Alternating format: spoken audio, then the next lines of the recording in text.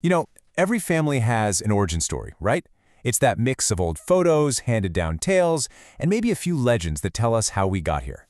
But every once in a while, a single family story is so tied up in a country's beginnings that it helps tell the origin story of the nation itself. And today, that's what we're going to do. We're diving deep into the story of one of those families, the Doolittles. So, who exactly were the Doolittles? Well, that really depends on who you ask. On one side, you've got this really romantic legend, right?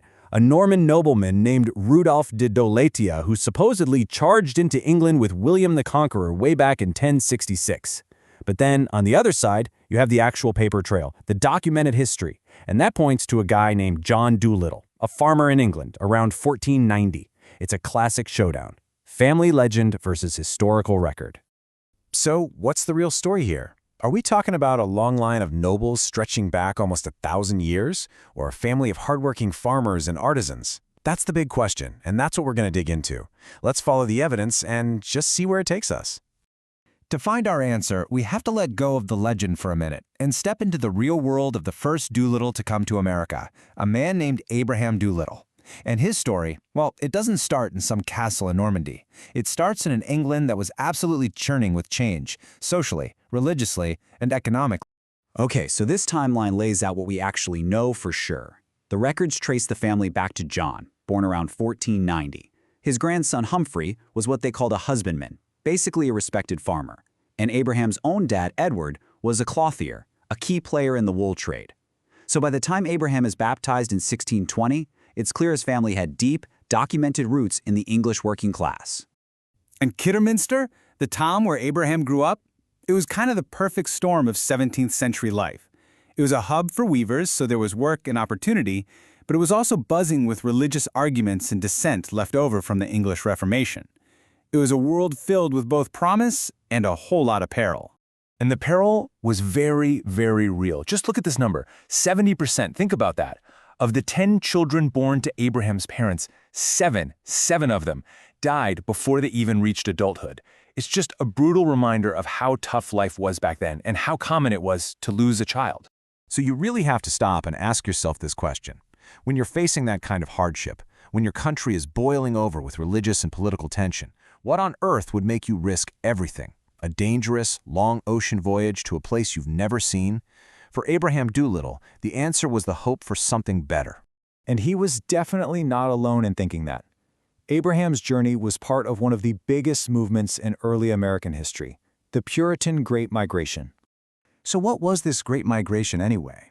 Well, basically, in a little over a decade, about 20,000 English Puritans packed up their lives and sailed for New England. And they weren't just looking for land or money. They were on a mission. They truly believed they could build what they called a city upon a hill, a perfect model religious society that would be an example for the whole world. And right at the very end of this massive wave of people, Abraham Doolittle steps off a boat in Boston. He's about 20 years old, and he's arrived just as this flood of immigrants is about to slow to a trickle, mostly because the English Civil War was about to break out back home.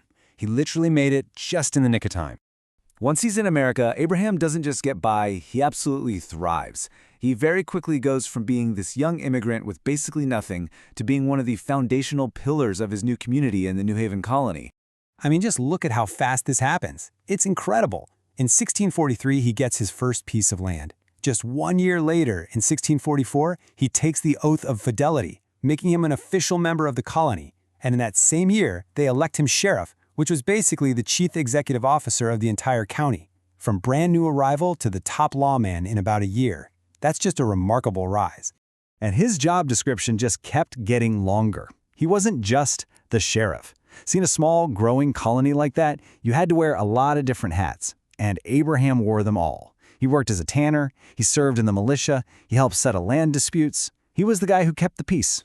He became essential to the community. But, he wasn't some kind of saint. The records show he actually got in a bit of trouble. A complaint was filed against him because he apparently hadn't given his employee or servant the proper weapons for militia duty. It's a small detail, but it's important. It makes him real. It shows us this was a real world with rules, responsibilities, and everyday arguments. And here, wow, this is a direct link to that world. This is a cemetery record from Wallingford, Connecticut. You can see his name right there, Doolittle Abraham Honorary, died August 11, 1690, aged 70 years. After a long life of building a family, a community, and a new life from absolutely nothing, the journey for this immigrant pioneer finally came to an end. But his death wasn't the end of the Doolittle story. Not even close. In fact, it was really just the beginning of their legacy in America, a legacy that would grow and spread right alongside the nation itself. And this is the key. The young man who showed up with nothing became the father of a huge family.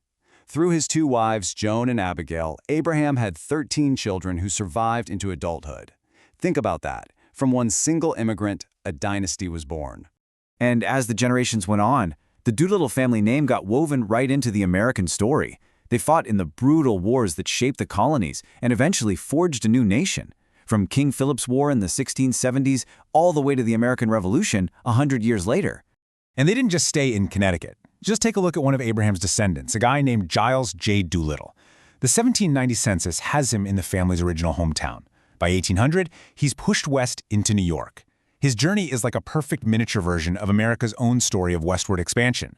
A family's constantly moving, seeking new land and new opportunities out on the frontier. So when you trace it all back, from a humble farmer in Kidderminster, to a founding father in Connecticut, and then out to the frontiers of a brand new republic, the Doolittle family story isn't really about Norman nobles. It's about something much more real, and I think much more powerful. It's about immigration, survival, building communities, and that restless push westward. It's kind of like the blueprint of America. And that just leaves one final question for you to think about. What story does your family's journey tell?